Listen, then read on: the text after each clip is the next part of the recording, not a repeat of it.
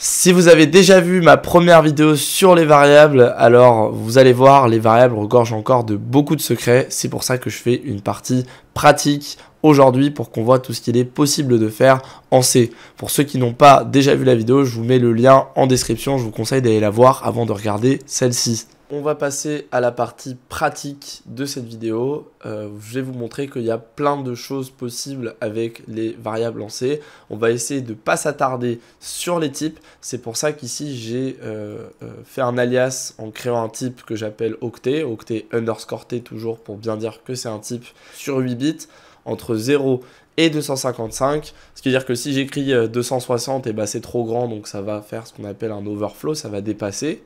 Et puis j'ai créé un type d'exemple d'une structure, où là en fait je fais une structure qui contient deux octets, x et y, et j'appelle ça un type de coordonnées, coordinates type, voilà, je pourrais aussi l'appeler tout simplement coordinates underscore t, comme je le fais juste ici, et je déclare du coup mon type juste ici. Et ici j'ai une fonction qui est une fonction en fait mathématique, hein. C'est comme si j'écrivais f de x qui est associé à x de x, voilà tout simplement. C'est exactement la même chose, qui prend un octet, qui retourne un octet.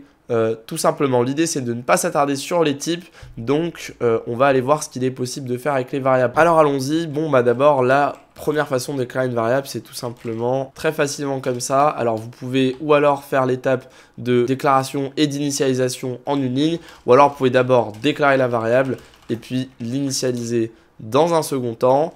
Ensuite vous auriez très bien pu faire par exemple plusieurs variables d'un coup du même type, par exemple variable 1, variable 2, variable 3, voilà. Et là, je viens de déclarer en fait trois variables du même type octet. Après, je peux très bien m'amuser en assigner une ou deux, hein, c'est libre à moi. Et puis pareil, je peux les assigner, si pour ceux qui ont vu la vidéo sur les bases, de différentes manières. Je pourrais très bien l'assigner en hexadécimal, voilà. Donc tout ça, c'est un code qui marche, hein, si je m'amuse à le compiler. On va nommer notre programme myTestProgram. Voilà, et on va prendre notre fichier source test.c et on va mettre tous les warnings et on va mettre tous les extra warnings, comme ça on est bien sécurisé.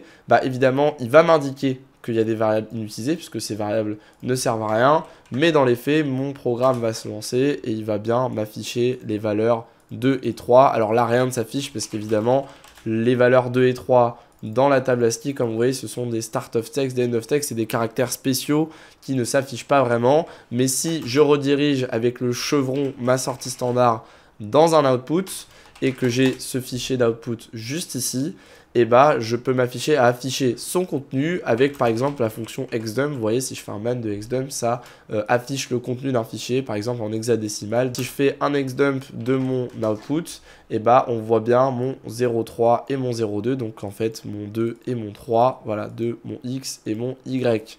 Ne faites pas attention au fait que l'ordre est inversé, ça va voir avec la façon d'afficher plusieurs octets d'affilée. Pour vous montrer, si j'affichais octet par octet, donc par exemple avec le 1 byte octal, donc en base octale, donc avec le flag-b que je viens de découvrir devant vous, là pour le coup ça s'afficherait en base octale. Bref, je ne m'attarde pas trop sur le résultat, c'est juste pour vous expliquer que ça marche. Vous pouvez également déclarer un type coordonnées, les afficher, ça je vous l'ai déjà montré, mais vous avez aussi tout un tas de modifieurs. Donc, vous pourriez par exemple écrire un byte t const, et là je vais créer une variable constante égale 12. Voilà, donc le mot-clé const, si vous ne le connaissez pas, là pareil, votre ami Google peut vous aider. Je vais écrire const clanguage, je vais mettre mon super site que j'aime bien, cppreference.com. Comme ça, je sais que je force à ce que ça soit ce site-là, puisque ce site-là précise plein de choses. Juste ici, vous avez une explication très claire et très précise de ce à quoi sert le const, comment il s'applique et tous les cas d'utilisation différents. Et vous voyez, il y en a tout un tas. Et en plus, ça nous donne les références différentes. Et en fait, ça nous donne les références simplement des ISO, des standards de chacune des versions de C. Bon, il y a différentes versions au langage C. C'est un langage qui évolue. Display my version of C used. Comment pourrais-je savoir la version de mon langage C ? Quelqu'un me dit qu'il y a un macro qui s'appelle std version et que je recompile mon programme.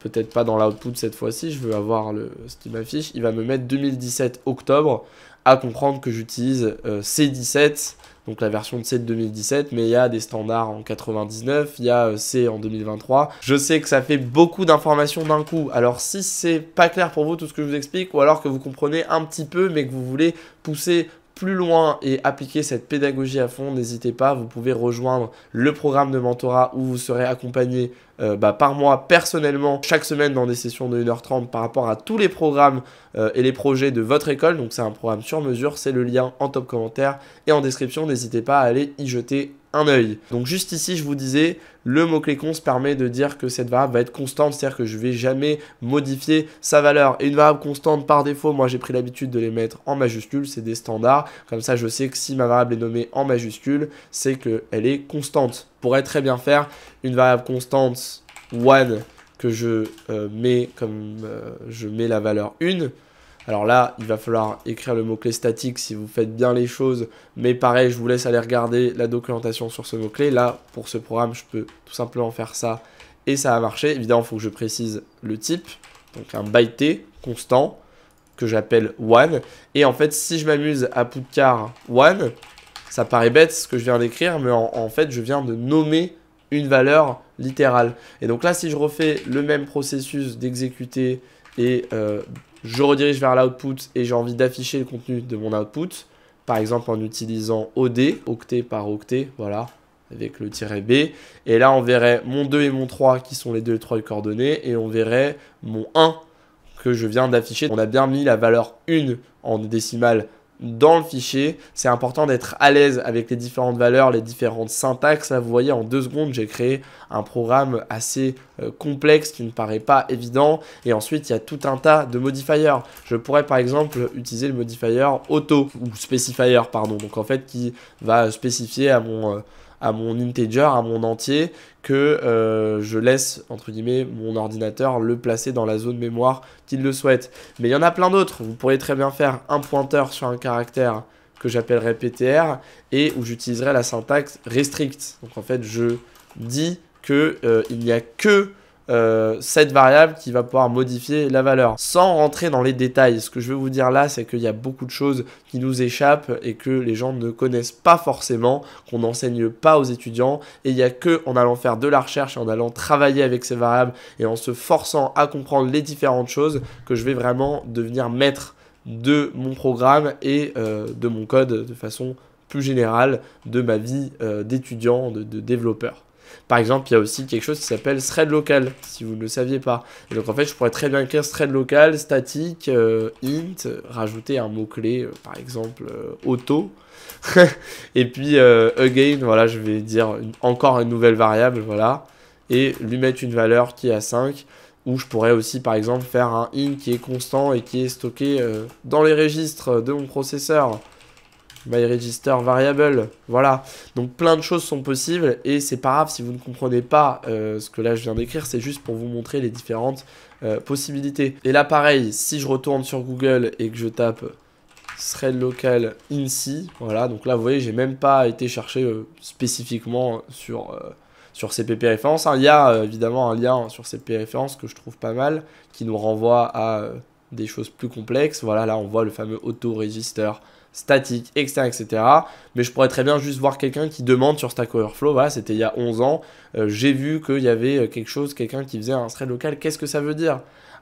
Les variables qui sont marquées avec thread local are given thread storage duration. Évidemment, c'est un mot-clé complexe que je ne vais pas là expliquer dans cette vidéo, mais c'est pour vous dire que des choses nous échappent et des choses nous échapperont toujours car les langages sont vivants en tant que développeur et c'est pas grave, il faut pas en avoir peur. Si vous voyez un de vos camarades utiliser des mots-clés bizarres que vous ne connaissez pas ou déclarer ces variables d'une façon bizarre, n'hésitez pas à aller lui demander. Qu'est-ce que ça veut dire? Pourquoi c'est là? N'hésitez pas à aller aussi vous-même faire vos recherches. quelles sont les différentes façons de déclarer une variable, comment les manipuler. J'utilise beaucoup de choses dans ce fichier qui peuvent paraître pour la plupart des étudiants complètement démentiels et qui ne comprennent pas. Ça ne veut pas dire qu'il faut en avoir peur, qu'il faut renier complètement ça et se dire oulala, il y a des choses trop complexes qui me dépassent. Non, même si des fois il y a des choses qui peuvent paraître compliquées, on peut aller faire ses propres recherches. La plupart du temps, si vous faites bien vos recherches, tout ça sera plus clair et grâce à cette vidéo, vous avez déjà fait le premier pas dans le monde de la programmation, des variables en C, mais en fait appliquées à tous les langages de programmation. Et ça n'est que en travaillant et en bossant d'arrache-pied pour vous forcer à comprendre ces notions, en les regardant, en les re-regardant et en retombant sur les mêmes documentations, qu'avec le temps, vous allez finir par réellement maîtriser votre machine, votre ordinateur et tout le code que vous produisez.